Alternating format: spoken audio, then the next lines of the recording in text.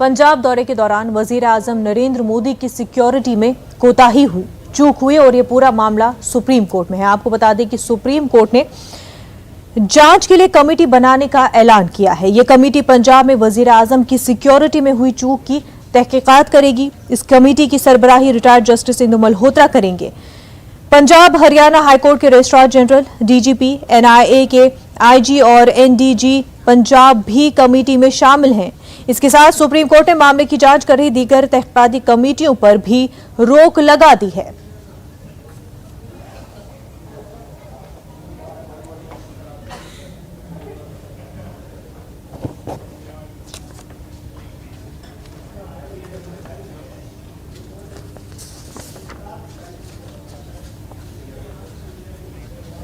वहीं BJP leader Smriti Irani ने PM Modi की सिक्योरिटी मामले के हवाले से कांग्रेस को तनकीद का निशाना बनाया है। उन्होंने कहा कि कांग्रेस पार्टी मुल्क के वजीर आजम की सिक्योरिटी को मामूली अंदाज में पेश कर रहे हैं। स्मृति ईरानी ने वजीर आजम नरेंद्र मोदी के सिक्योरिटी मामले को कांग्रेस पर जानबूझकर कोताही करने का इल्जाम लगाया है।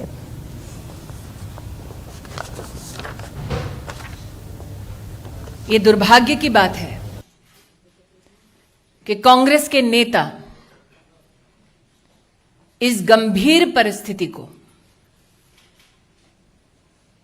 किसी न किसी हास्यास्पद तरीके से छोटा करने का प्रयास कर रहे हैं। पंजाब पुलिस के अधिकारियों का बयान देना कि बार बार उनकी कोशिशों के बावजूद कांग्रेस पार्टी के नेतृत्व ने जानबूझकर प्रधानमंत्री को एक असुरक्षित माहौल में रखा, यह न सिर्फ निंदनीय है बल्कि दंडनीय भी। The committee which has been set up by the Supreme Court, the Honorable Supreme Court, is most welcome, absolutely needed, because it's been a very disastrous performance or absence of performance, absence of duty by both the Punjab government, civil administration and the police administration. It's been disastrous and a very bad example for the rest of the country.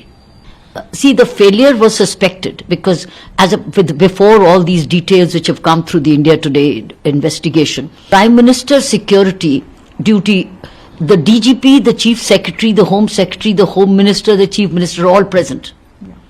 All present. And they do huge, great detail of prior preparation. Most important person for us as a democracy. And today, one of the most respected persons in the world today. I think it was a disaster, and officers who've carried out these illegal, irregular orders, they've dug their own grave. I don't think they can be retained in the service anymore. They will pay a very heavy price for the acceptance of illegal and irregular orders. प्रधानमंत्री की सुरक्षा से जुड़े सुरक्षा के मामले में supreme court ने अपना अहम आदेश जारी कर दिया है। सुप्रीम कोर्ट ने जस्टिस इंदु मल्होत्रा, जो सुप्रीम कोर्ट की रिटायर्ड जज हैं, उनकी निगरानी में कमेटी का गठन किया है। हालांकि सुप्रीम कोर्ट ने इस पूरे मामले में चंडीगढ़ के डीजीपी, चंडीगढ़ के एडिशनल डीजीपी सिक्योरिटी, वहीं एनआईए के आईजी को भी शामिल किया है। सुप्रीम कोर्ट ने मामले की सुनवाई के दौरान यह कहा कि प्रधानमंत्री की सुरक्षा बेहद गंभीर मामला है, लिहाजा इस पूरे मामले में जांच तेजी से हो। हालांकि सुप्रीम कोर्ट ने यह भी कहा कि दोनों एजेंसियां यानी कि केंद्र और पंजाब जो इस पूरे मामले में जांच कर रही हैं, वो अब आगे जांच नहीं करेंगी। सुप्रीम कोर्ट ने प्रधानमंत्री की सुरक्षा से जुड़े तमाम जो दस्तावेज हैं, उन दस्तावेजों को पंजाब हरियाणा हाई कोर्ट के रजिस्ट्रार से कहा है कि जो फिलहाल कमेटी सुप्रीम कोर्ट के द्वारा बनाई गई है, उस कमेटी को तुरंत सौंप दें। बहरहाल अब प्रधानमंत्री की सुरक्षा से जुड़े तमाम जो जांच होंगी, वो सुप्रीम कोर्ट के द्वारा बनाई गई कमेटी हेड करेगी। कैमरामैन जगदीश गौतम के साथ सुशील पांडे, न्यूज़ 18, दिल्ली। धर्म संसद में कई तरह की तकरीरें दी गई। नफरत अंगेज तकरीरें दी गई और मुसलमानों के खिलाफ जहर अफशानी हुई। आपको बता दें कि हरिद्वार धर्म संसद में नफरत अंगेज तकरीर के मामले में सुप्रीम कोर्ट ने उत्तराखंड हुकूमत को नोटिस जारी किया है। अर्जी गुजार ने इस मामले में अदालत से रहनुमा खतूत जारी करने की गुजारिश की है। अर्जी गुजार के वकील कपिल सिब्बल ने अदालत के सामने नफरत अंगेज तकरीर तहरीरी शक्ल में पेश की। कपिल सिब्बल ने इस मामले में अदालत से जल्द कदम उठाने की अपील भी की। सिब्बल का कहना है कि अगर ऐसा नहीं किया गया तो आने वाले दिनों में दीगर मुकदमात पर धर्म संसद का इनेकाद होगा, जिससे चुनावी माहौल बिगड़ सकता है। इस मामले पर अगली समाअत 2 दिनों बाद होगी। ख्याल रहे कि पटना हाईकोर्ट की साबिक जज जस्टिस अंजना प्रकाश और सहाफी कुर्बान अली ने यह अर्जी दाखिल की है। अर्जी गुजार ने मुसलमानों के खिलाफ इश्ताल अंगेज तकरीर के मामले में SIT से आजादाना और गैर जानिबदाराना जांच की मांग की है।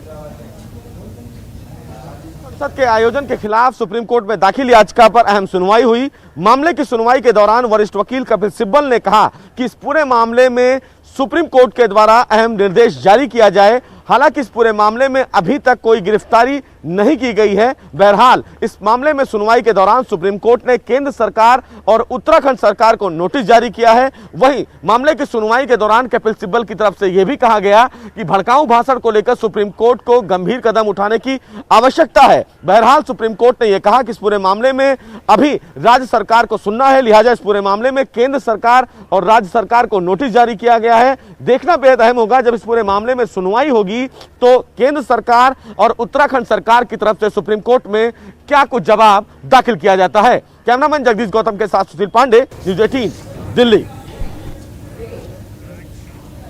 उत्तर प्रदेश में इंतखाबात की गहमा गहमी देखने को मिल रही है। तमाम तर सियासी पार्टियां इंतखाबात की तैयारियों में जुटी हुई है।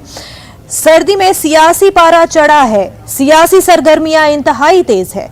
सियासी जमातों की मीटिंगों का दौर भी जारी है। हलीफ जमातों से तालमेल बिठाने, नए इत्तेहाद बनाने, एक जमात से दूसरी जमात में लीडरों के आने जाने का सिलसिला भी जारी है। इसी कड़ी में लखनऊ में आज समाजवादी पार्टी की हलीफ जमातों के साथ मीटिंग है। जराये के मुताबिक इस मीटिंग में टिकटों की तकसीम समेत दीगर मुद्दों पर तबादला ख्याल किया जाएगा। इसके साथ साथ कांग्रेस लीडर इमरान मसूद आज बाकायदा समाजवादी पार्टी में शामिल होंगे। उनके साथ साथ सहारनपुर बेहीट के कांग्रेस के मेंबर असेंबली नरेश सैनी भी साइकिल पर सवार होंगे। हमारे नुमाइंदे तारिक कमर लखनऊ से हमारे साथ जुड़ चुके हैं। तारिक, काफी अहम ये मीटिंग इसलिए भी कि हलीफ जमातों के साथ मीटिंग होनी है। वो लीडरान जो पार्टी छोड़ सपा का दामन थामने जा रहे हैं वो भी इसमें शामिल और टिकटों के हवाले से भी बातचीत होगी। देखिए, बहुत अहम पेशरफ्त है और ये मीटिंग अभी हुई है। मुनज़्ज़म अपने नाज़रीन को बताते हैं, जनेश्वर ट्रस्ट में इस मीटिंग का इनेकाद हुआ और जो भी समाजवादी पार्टी की हलीफ जमातें हैं जो समाजवादी पार्टी को सपोर्ट कर रही हैं, हिमायत में आगे आई हैं, उनके अहम लोगों ने उस मीटिंग में शिरकत की है। और देखिए, उत्तर प्रदेश का सियासी मंजरनामा जिस अंदाज से तब्दील हो रहा है, अब उसमें ऐसा महसूस होता है कि जो दूसरी जमातों के लीडर हैं वो भी समाजवादी पार्टी की तरफ देख रहे हैं और उसका रुख कर रहे हैं। कई खबरें आ रही हैं और जैसा कि आपने बताया अभी नाज़रीन को कि कांग्रेस पार्टी के इमरान मसूद बाकायदा तौर पर बाज़ाब्ता तौर पर आज मिलने इख्तियार करेंगे। उनके साथ 2-4 लोग और भी हैं जो बहुत जिम्मेदार हैं, जिनके नाम अभी वाजे नहीं किए गए हैं, उनकी भी पार्टी में शमूलियत, समाजवादी पार्टी में शमूलियत लाजमी है। तो देखिए, ये मंजरनामा ये इशारे दे रहा है कि कहीं ना कहीं समाजवादी पार्टी ने जो अपनी खुफिया मुहिमें चलाई थी उसको मजबूत करने की, उनका असर अब इलेक्शन के करीब ज्यादा नजर आ रहा है। एक तरफ तो देखिए शिवपाल यादव का बाकायदा तौर पर आना, फिर मीटिंगों का इनेकाद और हलीफ जमातों के साथ मीटिंग, और आपने देखा कि स्वामी प्रसाद मौर्य का शामिल होना, तो ये मंजरनामा जो है ये समाजवादी पार्टी के हक में ज्यादा नजर आ रहा है। फिलहाल अब देखना यह है कि इसके तदारुक के लिए और इसके नफी के लिए बीजेपी क्या हिकमत अमली इख्तियार करती है। तो ये तमाम मंजरनामा अपने आप में चौंकाने वाला भी है और ये बताने वाला भी है कि अवामी रुझान के साथ साथ लीडरों का जो रुझान है वो किस तरह से जो उत्तर प्रदेश असेंबली इलेक्शन इस मरतबा बहुत आसान नहीं होना है। मुकाबला बड़ा सख्त तस्वुर किया जा रहा था और जैसे जैसे तारीखें नजदीक आ रही हैं, सियासी पारा भी ऊपर चढ़ रहा है और सियासी सरगर्मियां तेज होने के साथ साथ जो इलेक्शन के ज़ाब्ता अखलाक नाफिज किए गए हैं उनके फसे पुष्ट जो खामोशी से कोशिशें की जा रही हैं।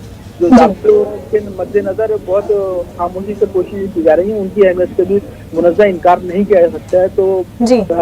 अभी यही कहा जा सकता है कि फिलहाल समाजवादी पार्टी की जो सियासी कारगुजारियां हैं वो बड़े पैमाने पर की जा रही हैं और जिसके तदारुक के लिए बीजेपी को कोई न कोई इक़दाम करना लाज़मी है। बिल्कुल तारिक, वहीं ये भी माना जा रहा था कि अगर मीटिंग होगी, सपा के टिकटों के हवाले से बात होगी तो एनसीपी के बारे में भी बात साफ हो जाएगी। हाँ देखिए, ये भी बहुत अहम पेशरफ्त है, क्योंकि देखिए आरएलडी ने बाकायदा तौर पर कहा था टिकटों के बारे में, और जो दूसरे लोग जो समाजवादी पार्टी के साथ शामिल हुए हैं उनका भी कहना यही था कि कहीं ना कहीं ऐसी इक्वेशन बनाई जाए जिससे वोट बैंक की तकसीम भी ना हो सके और तमाम हलीफ जमातों के नुमाइंदों को जगह भी मिल जाए। तो देखिए बहुत सूझबूझ से ये कदम उठाए जाएंगे, क्योंकि 2 रोज कबल मुलायम सिंह यादव ने भी ये इशारे दिए थे कि इस मरतबा कोई गुंजाइश नहीं छोड़ी जाएगी, हक़ुल इम्कान ये कोशिश की जाएगी कि तमाम हलीफ जमातों की नुमाइंदगी भी हो जाए और वोट बैंक की तकसीम भी ना हो और इक़्तिदार तक पहुँचने के राहें हम बातों से मुनज़्ज़ा। तो अब देखना यही है कि क्या कुछ मंजरनामा निकल के सामने आता है। अनकरीब ही इम्कान वाज़े कर दिए जाएंगे कि किस अंदाज के पहले मरहले और दूसरे मरहले के लिए टिकटों को तकसीम किया जा रहा है। बिल्कुल तारिक कमर, बेहद शुक्रिया आपका। आगे बढ़ते हैं, आपको बताते हैं वज़ीर आज़म नरेंद्र मोदी ने पुदुचेरी में 25वें कौमी यूथ फेस्टिवल का वीडियो कॉन्फ्रेंसिंग के जरिए इफ्तिताह किया। यूथ फेस्टिवल का इफ्तिताह करते हुए पीएम मोदी ने कहा कि हिंदुस्तान के पास 2 लामहदूद ताकतें हैं, एक डेमोग्राफी और दूसरा डेमोक्रेसी। पीएम ने कहा कि जिस मुल्क के पास ये दोनों सलाहियतें जितनी ज्यादा होती हैं उस मुल्क की सलाहियतें उतनी ही वसी समझी जाती हैं। वज़ीर आज़म ने कहा कि हिंदुस्तान के पास ये दोनों ताकतें हैं।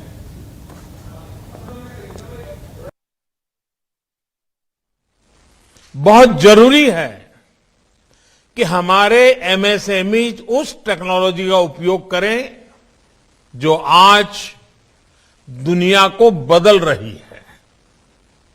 इसलिए देश में आज टेक्नोलॉजी सेंटर सिस्टम्स प्रोग्राम का एक बहुत बड़ा अभियान चलाया जा रहा है। पुडुचेरी में बना एमएसएमई टेक्नोलॉजी सेंटर उसी दिशा में एक महत्वपूर्ण कदम है। साथियों, आज पुडुचेरी के युवाओं को कामराज जी के नाम पर मणिमंडपम, एक प्रकार का सभागृह मल्टीपर्पज यूज वाला, उसका एक और उपहार मिल रहा है।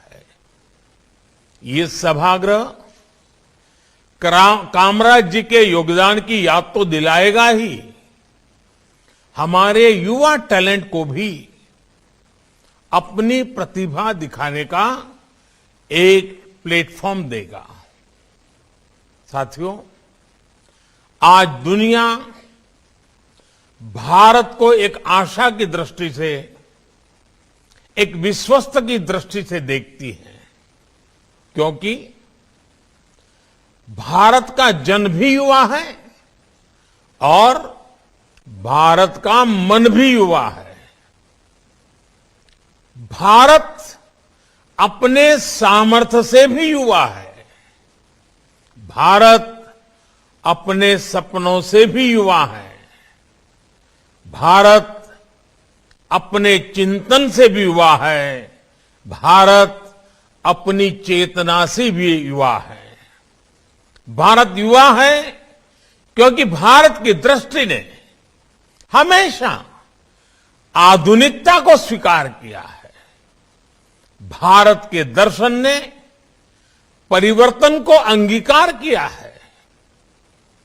भारत तो वो है जिसकी प्राचीनता में भी नवीनता है।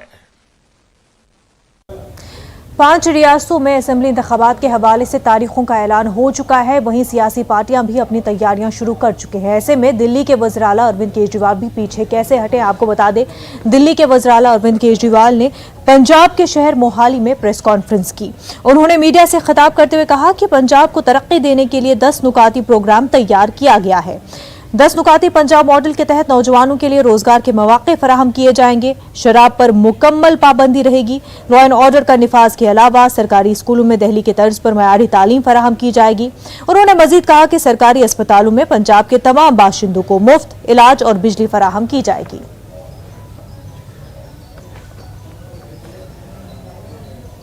दो मन बना चुके हैं कि इन दोनों को उखाड़ के एक मौका लोग इस बार आम आदमी पार्टी को देने का मन बना चुके हैं।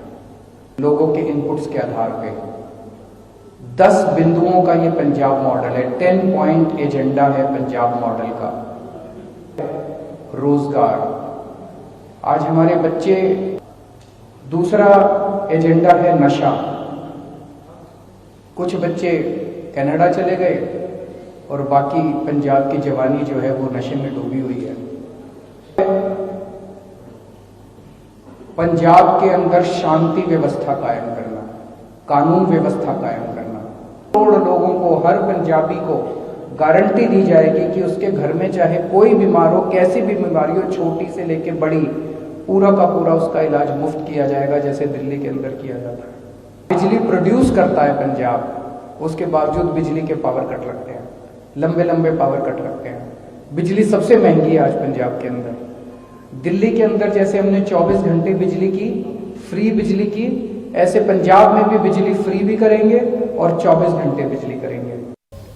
स्वामी प्रसाद मौर्य ने बीजेपी से इस्तीफा दे दिया है। समाजवादी पार्टी का दामन थाम लिया है और अब स्वामी प्रसाद मौर्य बीजेपी पर हमलावर हुए हैं और उनका कहना है कि बीजेपी ने अक़लियतों की हक तलफी की है।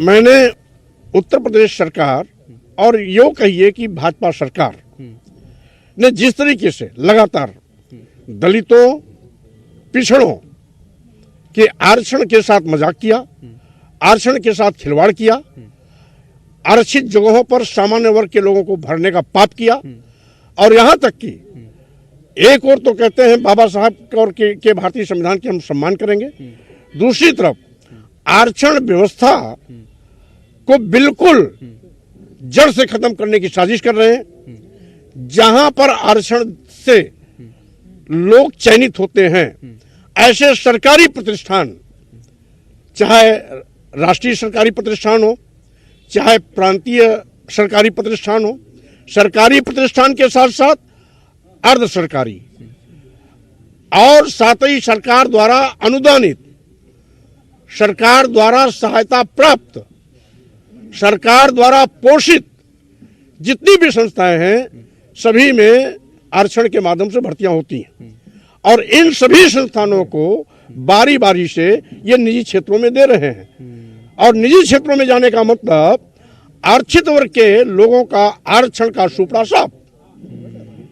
इनकी इस घिनौनी साजिश और पाप का मैंने खुलासा किया। एक चीज, दूसरी चीज, वहीं पर इस लोकतांत्रिक व्यवस्था में आपने शायद नहीं देखा होगा कि किसान लगातार सालों साल आंदोलन करते रहे, इनके कान पे जू नहीं रहेगी। ये वापस तब लिया जब इनको अपने वोट खिसकने का ख्याल आया।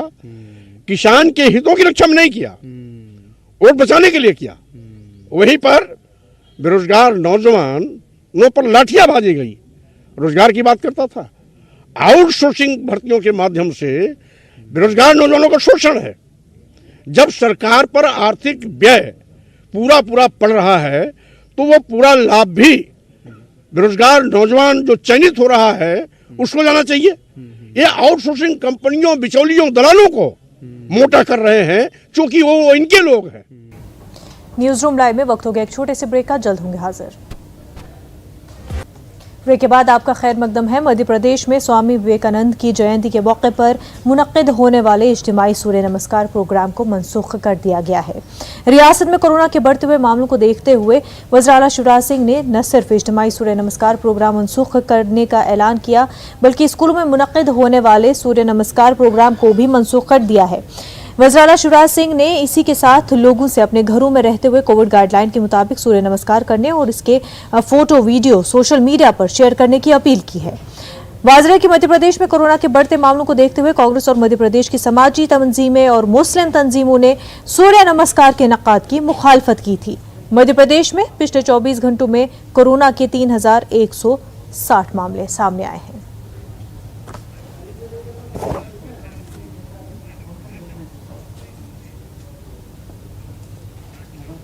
वजीर-ए-आजम नरेंद्र मोदी के सिक्योरिटी मामले को लेकर के मुमताज फिल्म नगमा निगार जावेद अख्तर के जरिए किए गए ट्वीट पर मध्य प्रदेश के वजीर दाखिला डॉक्टर निरोत्तम मिश्रा ने रद्द-ए-अमल का इजहार किया है। वजीर दाखिला डॉक्टर निरोत्तम मिश्रा ने जावेद अख्तर को टुकड़े टुकड़े गैंग का न सिर्फ स्लीपर सेल करार दिया है बल्कि ये भी कहा है कि मुंबई बम धमाका गोदरासान है और कसाब कांड पर खामोश रहने वाले पीएम सिक्योरिटी की चूक का मामला उठा रहे हैं। वाज़ेह रहे कि फिल्म नगमा निगार जावेद अख्तर ने अपने ट्वीट में लिखा था कि ख्याली खतरे के लिए सदर जमहूरिया से बातचीत, लेकिन करोड़ों लोगों के कत्ले-आम पर एक लफ्ज भी नहीं। जावेद अख्तर जैसे लोग ये टुकड़े टुकड़े गैंग की स्लीपर सेल है।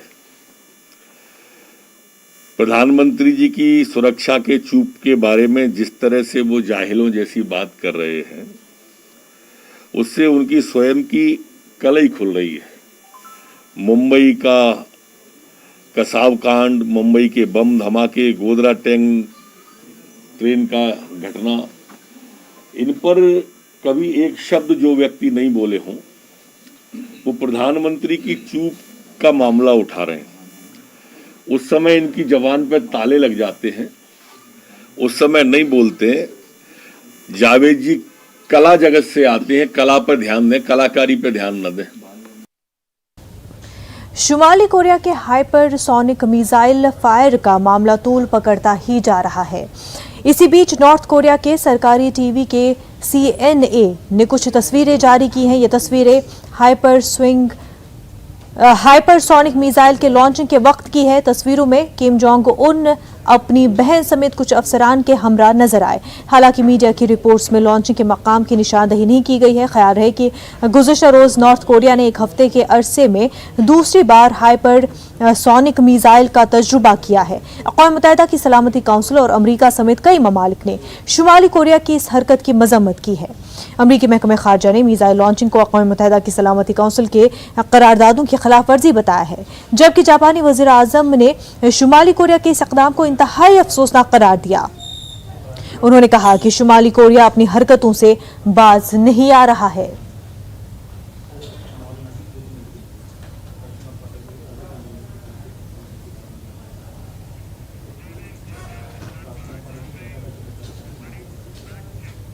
न्यूज़ रूम लाइव में फिलहाल इतना ही। हमें दीजिए इजाजत। आदाब।